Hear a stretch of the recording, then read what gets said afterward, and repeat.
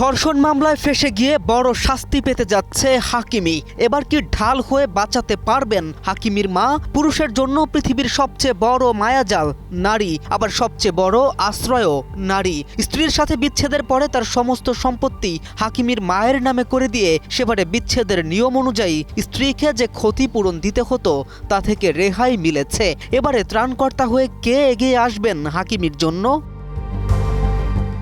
বিশ্বকাপের ব্যস্ত সূচির মাঝেই বড় ধাক্কা খেল মরক্কো শিবির। দলের অধিনায়ক ও পিএসজি ডিফেন্ডার আশরাফ হাকিমিকে ধর্ষণ মামলায় আনুষ্ঠানিক বিচারের মুখোমুখি হওয়ার নির্দেশ দিয়েছে ফরাসি বিচার ব্যবস্থা।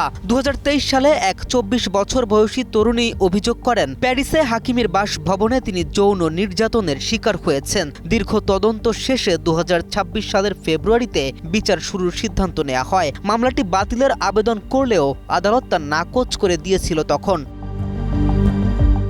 শুরু থেকেই অভিযোগ অস্বীকার করে আসা হাকিমি সামাজিক যোগাযোগ মাধ্যমে আবেগঘন বার্তায় দাবি করেছেন তার খ্যাতির কারণেই তিনি সহজ টার্গেটে পরিণত হয়েছেন।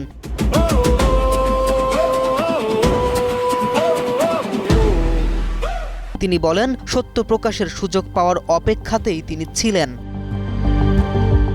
অন্যদিকে অভিযোগকারীর পক্ষের আইনজীবী আদালতের সিদ্ধান্তকে স্বাগত জানিয়ে বলেছেন, দীর্ঘ আইনি লড়াইয়ের পরে এতে তার মক্কেল নতুন আশা পেয়েছেন।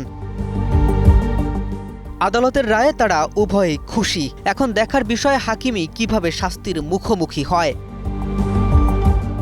বর্তমানে বিশ্বকাপ খেলতে যুক্তরাষ্ট্রে থাকা হাকিমির সামনে আরেকটি শঙ্কাও রয়েছে। মরক্কো নকআউট পর্বে উঠলে কানাডা বা মেক্সিকোতে ম্যাচ পড়তে পারে। তখন তার প্রবেশাধিকার নিয়ে জটিলতা তৈরি হওয়ার আশঙ্কা রয়েছে, কারণ চলমান ফৌজদারি মামলায় অভিযুক্তদের ক্ষেত্রে কিছু দেশের কঠোর প্রবেশনীতি কার্যকর থাকে। এখন দেখার বিষয় এই সমস্ত বাধা উপেক্ষা করে মাঠের লড়াইয়ে কতটা জ্বলে উঠতে পারেন এই ফুটবলার।